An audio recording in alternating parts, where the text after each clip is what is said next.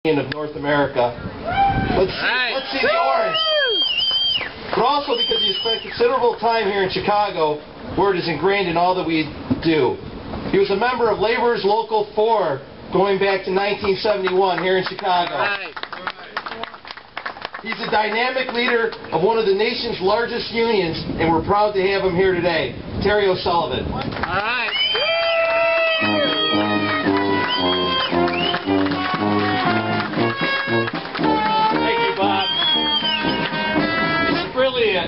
It's an honor for me to be here today with all the dedicated and committed trade unionists from across the great state of Illinois. And it's always an honor for me to be with my proud, strong, united, and orange brothers and sisters at the Labor's International Union of North America. I want to especially recognize we have two great vice presidents in the state, Terry Healy and John Penn, that are here. And along with all these distinguished speakers and guests, it also is a privilege to be here with Liz Schuler, the Secretary-Treasurer of the AFL-CIO, and Jim Williams, the General President of the Painters and Allied Trades. Brothers and sisters, today we have paid our respects to those who made the ultimate sacrifice in the struggle for dignity and justice for working men and women. Times have changed since the Haymarket 8 faced the batons and bullets. But brothers and sisters, our struggle for workers' rights goes on. Just as the men and women of Haymarket stood united and stood fearless in the face of corporate terror, today we must stand united and stand fearless in the face of corporate tyranny. Now, as then, we are fighting for the basic fundamental rights and freedoms of every working men and women, to join together for strength, to join together for justice, and to unite together to improve the lives of all working people. More than a century after the birth of the American labor movement, working men and women are still fighting for the most basic of rights. That right to unite together and join a union is what struck fear in the heart of the Pinkertons and robber barons. And it's the same right that clowns like Scott Walker, the Koch brothers, and their corporate-backed allies want to crush today.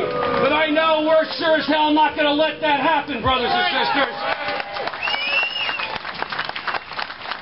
Instead of being at the wrong end of a Pinkerton's baton, working men and women today are at the wrong end of a lawmaker's gavel or a governor's pen.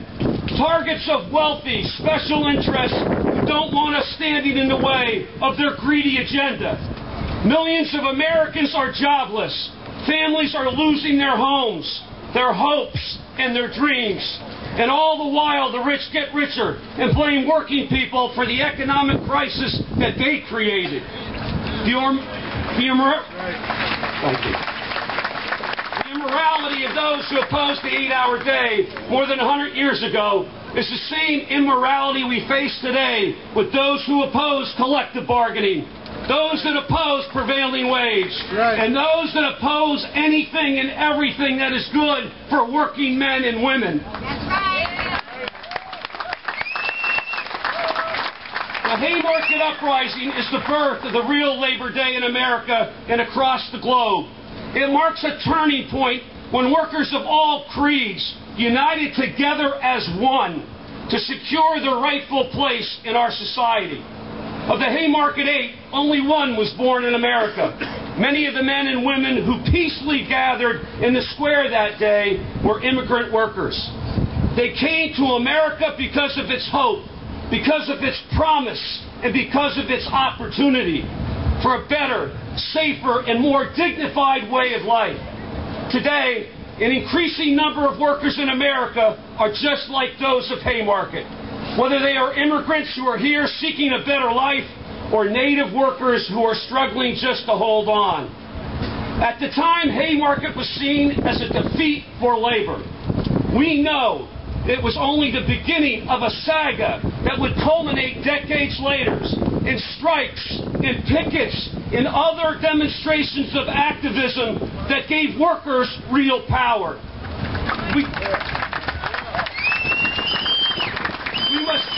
constantly remind ourselves that the death of the labor movement has been predicted time and time again, from Haymarket to today. And every time we have fought back and become stronger. We see this happening right now around the country. The enemies of working people are on the attack in state houses all around America. But they are also unifying and energizing working people in ways we haven't seen in decades. The workers who died in the chaos at Haymarket and the 4 who were unjustly executed deserve to see their cause live on. That's right. And brothers and sisters, it must live on through each and every one of us here today. From Illinois to Wisconsin, across the Midwest and across America, we must not mourn. We must continue to organize. We must continue to agitate and excite our members and working people throughout this country. And we must continue to fight for the rights of all working men and women in our country.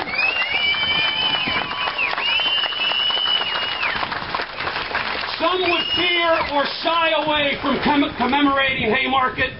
Some would say that what it represents is too radical, a movement too militant.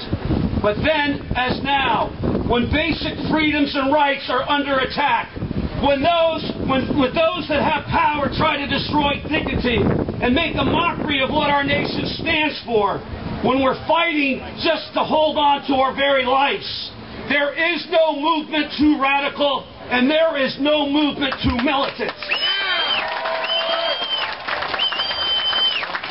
We stand on hallowed ground today, ground that holds the blood, the tears, and victories of generations. We vow to always remember the sacrifices of the Haymarket Martyrs, just as we will remember the tens of thousands of men and women who have occupied state capitals in Madison, in Indianapolis, and in Ohio, and other cities across this country. We commit ourselves to the rights of all workers, immigrant or native born, and recommit ourselves to our unions and to our movement. We will honor in actions and deeds the principles of the Pledge of Allegiance, which we must forever remind corporate America does not state liberty and justice for some, it states liberty and justice for all.